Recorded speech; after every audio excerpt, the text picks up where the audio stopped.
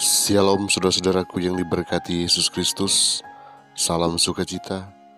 Adalah kesempatan yang indah bagi kita di mana kita masih menyempatkan waktu yang spesial ini untuk merenungkan kebenaran firman Tuhan. Judul renungan kita hari ini ialah Kristus bisa datang sebelum ini. Mari kita berdoa. Bapa di sorga, kiranya urapan kuasa sorga menjadi bagian hamba-Mu, menjadi bagian semua anak-anak Tuhan yang saat ini siap untuk mendengarkan firman-Mu.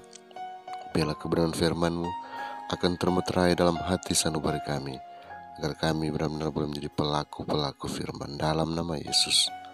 Amin. Ayat inti kita hari ini diambil dari Kisah Para Rasul 1 ayat yang ke-6. Firman Tuhan berkata, Tuhan, maukah Engkau pada masa ini memulihkan kerajaan bagi Israel?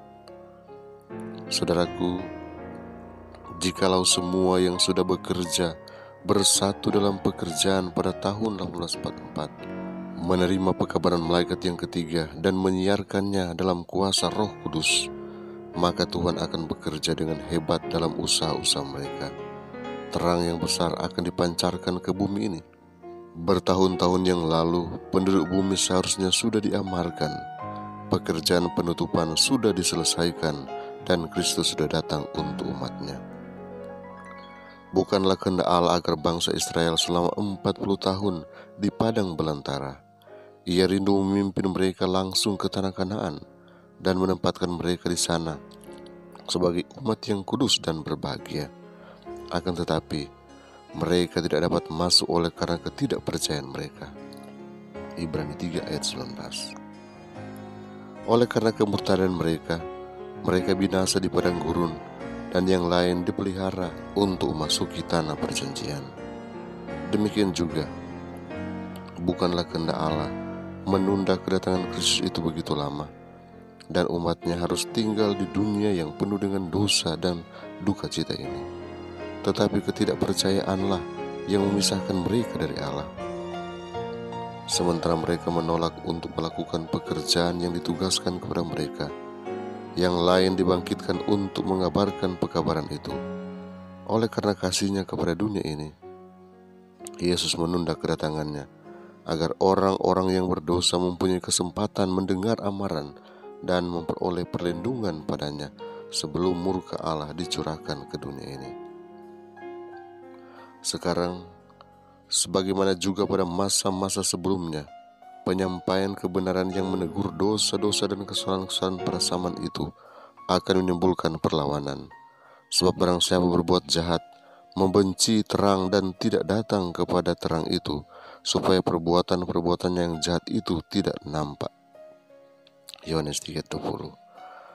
Sementara manusia melihat bahwa mereka tidak bisa mempertahankan kedudukannya oleh Alkitab, banyak yang berkeras untuk mempertahankannya dengan segala risiko. Dan dengan roh dengki, mereka menyerang tabiat dan motif mereka yang mempertahankan kebenaran yang tidak populer itu. Kebijakan seperti itulah yang dilakukan sepanjang masa. Elia dinyatakan sebagai pengacau di Israel, Yeremia seorang pengkhianat, Rasul Paulus sebagai seorang yang mengotori bait suci. Sejak dulu sampai sekarang, mereka yang mau setia kepada kebenaran telah dipersalahkan sebagai penghasut, bidat, atau pemecah belah. Orang-orang yang terlalu ragu-ragu menerima perkataan pasti nubuatan akan menerima dengan mudah suatu tuduhan melawan mereka yang berani menegur dosa-dosa modern. Roh seperti ini akan semakin bertambah, dan Alkitab dengan jelas mengajarkan bahwa waktunya sudah dekat, bila mana hukum-hukum negara akan bertentangan dengan hukum Allah, sehingga barang siapa yang akan menuruti semua petunjuk-petunjuk ilahi harus berani ditegur dan dihukum sebagai seorang pelaku kejahatan. Melihat keadaan di atas, apakah tugas juru kabar kebenaran? Apakah Allah memberikan terang kepada hamba-hambanya pada zaman atau generasi ini?